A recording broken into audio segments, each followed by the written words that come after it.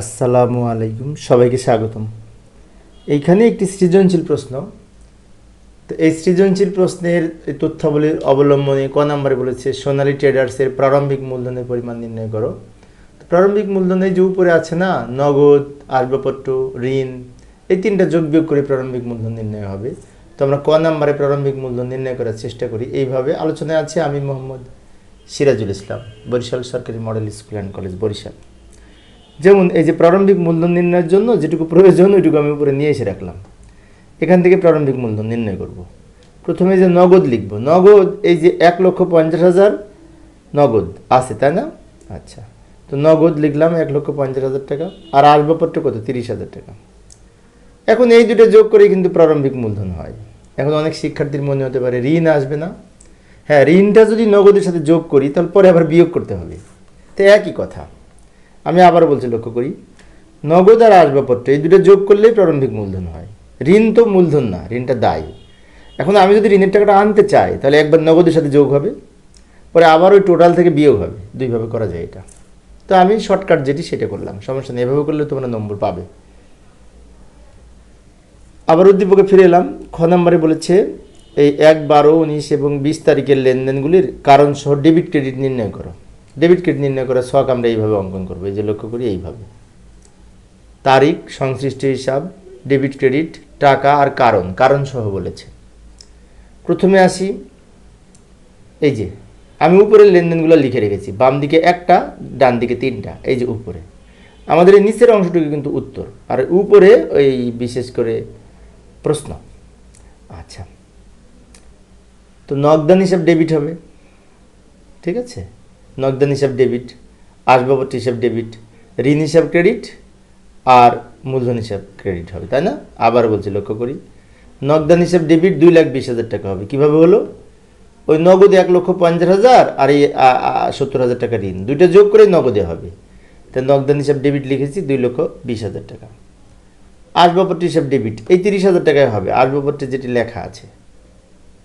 আর ঋণ হিসাব ক্রেডিট এই 70,000 টাকা হবে। এবং এই নগদ আর আসবাবপত্র দুটো যোগ করে 70,000 টাকা বাদ দিয়ে যেটা, সেটা মূলধন হিসেবে ক্রেডিট হবে। তাহলে এখানে লক্ষ্য করলে দেখতে পাই দুইটা ডেবিট, দুইটা ক্রেডিট। ঋণ আছে তো, ঋণ ও ক্রেডিট, মূলধন ও ক্রেডিট, দুইটা ক্রেডিট হবে, চারটা পক্ষ এখানে। এবং নগদে এই নগদের টাকা আর ঋণের টাকা দুটো যোগ করে 2,20,000 টাকা হয়েছে। এইভাবে আমরা লিখতে পারি। কারণ লিখব, নগদে নগদ বৃদ্ধি, সম্পদ বৃদ্ধি, তাই না? আচ্ছা, কারণটা পরে লিখছি, আগে এগুলো লিখে নিই। পরে 12 তারিখে কি বলেছে? বাকিতে পণ্য বিক্রয় 35,000 টাকা। বাকিতে পণ্য বিক্রয়ের জাবেদা আমরা জানি যে ডেবিট ক্রেডিট হচ্ছে প্রাপ্য হিসাব ডেবিট, বিক্রয় হিসাব ক্রেডিট। প্রাপ্য হিসাব বা আমরা প্রাপ্য হিসাব ডেবিট আর বিক্রয় হিসাব ক্রেডিট লিখব, অথবা দেনাদার হিসাব ডেবিট আর বিক্রয় হিসাব ক্রেডিট লিখতে পারি। এই যে 12 তারিখের জন্য। এবার 19 তারিখে বলেছে উত্তোলন, শুধু উত্তোলন দেওয়া আছে, নগদ ব্যাংক থেকে না, পণ্য কিচ্ছু বলা নেই। তাহলে এটা নগদ উত্তোলন মনে করে দুইটা পক্ষ, একটা হচ্ছে উত্তোলন হিসাব ডেবিট আর একটা নগদান হিসাব ক্রেডিট। উত্তোলন হিসাব ডেবিট, নগদান হিসাব ক্রেডিট। সবার শেষে লেখা আছে কমিশন পাওয়া গেল। তো কমিশন পাওয়া গেলে নগদ টাকা বাড়ে। নগদান হিসাব ডেবিট, প্রাপ্ত কমিশন হিসাব ক্রেডিট। এখন ব্যাখ্যা লিখব।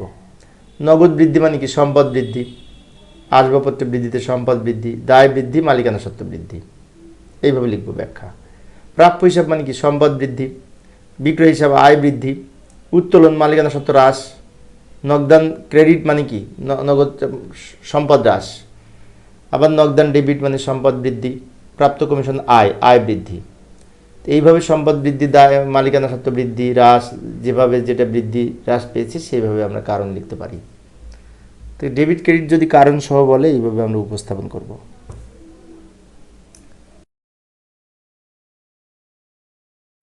এবার আর একটা প্রশ্নে যাই।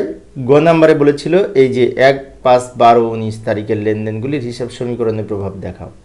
তো এইভাবে হিসাব সমীকরণের প্রভাব এইভাবে আমরা উপস্থাপন করতে পারি। ছকটা আমি একটু নিচে দাগ টেনে টেনে আগেই অঙ্কন করেছি। প্রথমে লিখব তারিখ, তারপর লিখব সম্পদ এ সমান এল প্লাস ও ই, বা ই যাই বলি না কেন, আর লাস্টে লিখব মন্তব্য। সম্পদের ঘরে এখানে তিনটা সম্পদ আছে, নগদ, আসবাবপত্র আর প্রাপ্য হিসাব মানে দেনাদার। আর দায় পাশে আছে এল মানে দায় আছে, এখানে এই যে ঋণ মানে দায় আছে ঋণ, আর মালিকানা সত্ত্ব মূলধন আছে, লাস্টে মন্তব্য লিখব। তো এইভাবে ছক অঙ্কন করার পরে এই যে নিচের দাগটা আমি আগে থেকে দিয়ে রেখেছি সময় সেভ করার জন্য। প্রথমে আসি এই জানুয়ারি 1 তারিখে নগদে 1,50,000 টাকা নিয়ে আর ঋণ 70,000, দুইটা যোগ করে নগদে হবে 2,20,000, আসবাবপত্র হবে 30,000, ঠিক আছে। আর দায়ে ঋণের ঘরে হবে ওই 70,000। এবার বাম দিকে দুইটা যোগ করে যা হয় 2,70,000, সেখান থেকে 70,000 টাকা বিয়োগ করে, না 2,50,000, সেখান থেকে 70,000 টাকা বিয়োগ করে 1,80,000 টাকা হবে মালিকানা সত্ত্ব। যে ক নম্বরে কিন্তু 1,80,000 টাকা মালিকানা সত্ত্ব হয়েছিল, তাই না। মন্তব্যের ঘরে লিখব প্রারম্ভিক মূলধন। 5 তারিখে বলেছে পণ্য ক্রয়, পণ্য ক্রয় নগদে কি বাকিতে কিছু বলা নেই, তো এটা নগদে ক্রয় মনে করে নগদ মাইনাস, এবং ক্রয় ব্যয়, ব্যয় হলে মালিকানা সত্ত্ব মাইনাস হয়। এখানে আমরা যোগ বিয়োগ করে জের করতে পারি প্রত্যেক লাইন শেষে, কিন্তু আমি জের লাস্টে করব বলে এখানে করে দেখাচ্ছি না সময় সেভ করার জন্য, এমনি জায়গাও কম সেজন্য। বাকিতে পণ্য বিক্রয়, প্রাপ্য হিসাব বৃদ্ধি পাবে, এই যে সম্পদ পাশে প্রাপ্য হিসাব বৃদ্ধি পাবে 12 তারিখ দিয়ে, আর বিক্রয় হলে মালিকানা সত্ত্ব বৃদ্ধি পায়। সবার শেষে উত্তোলন, উত্তোলন মানে কি নগদ উত্তোলন, নগদ টাকা কমবে, নগদ থেকে মাইনাস করব, মালিকানা সত্ত্ব থেকে মাইনাস করব, নগদ মাইনাস মালিকানা সত্ত্ব মাইনাস। এবার আমরা সবার শেষে এই নগদটা যোগ বিয়োগ করে এই টাকাটা পাবো, মোটের ঘরে লিখব। প্রাপ্য হিসাব 35,000 টাকা প্রাপ্য হিসাবের ঘরে লিখে দিব, আসবাবপত্র 30,000 টাকা আসবাবপত্রের ঘরে লিখে দিব, 70,000 টাকা এখানে লিখে দিব। এই মালিকানা সত্ত্ব যোগ বিয়োগ করে আমরা যে টাকাটা পাবো নিচে লিখব এটা। তারপরে আমরা এই যে সম্পদ 3টা যোগ করে এখানে লিখব, দায় আর মালিকানা সত্ত্ব 2টা যোগ করে এখানে লিখব, 2টা সমান সমান হবে 2,31,000। এখন অনেক শিক্ষার্থীর মনে হতে পারে যে 2টা যোগ করে করে এখানে উদ্বৃত্ত আমরা নির্ণয় করি এবং উদ্বৃত্তের একটা ঘরও অঙ্কন করি, তাই না। তো সেটা অঙ্কন করলেও হবে, লিখলেও হবে, যোগ করে করে প্রতি তারিখ শেষে শেষে যোগ করে করে লিখব। কিন্তু আমি মূলত জায়গা সেভ করার জন্য একসাথে এত বড় একসাথে দেখানো কঠিন, তাই আমি ওটা দেখাইনি। এভাবে করলেও নম্বর পাওয়া যাবে। এই ছিল একটা সৃজনশীল প্রশ্ন, তাই না। আচ্ছা, তো পরবর্তীতে আমরা এই অঙ্কটি আলোচনা করার চেষ্টা করব। লাস্টে আবার ডাবল দাগ দিয়ে দিতে হবে, এই যে আর একটা অঙ্ক, ক্রয় জাবেদা আর সাধারণ জাবেদা একসাথে সংক্রান্ত সৃজনশীল। এই প্রশ্নটির সমাধান পরের ক্লাসে আলোচনা করার চেষ্টা করব। দেখার আমন্ত্রণ রইল। খোদা হাফেজ। তো আরও একটি সৃজনশীল প্রশ্ন এখানে উপস্থাপন করলাম। পূর্বের ক্লাসে আমি একটা অঙ্ক করিয়েছিলাম, আজকে আরও একটা অঙ্ক। এখানে বলেছে এই হিসাব বিজ্ঞানের লেনদেন কিছু দেয়া আছে এখানে, তার পরিপ্রেক্ষিতে ক নাম্বারে বলেছে ক্রয় জাবেদার অন্তর্ভুক্ত হবে না এমন লেনদেনের পরিমাণ নির্ণয় করো।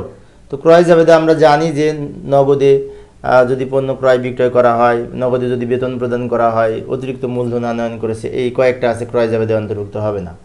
যেমন এই যে লক্ষ্য করি আমরা ক নাম্বারের সমাধানটা করার জন্য আলোচনায় আছে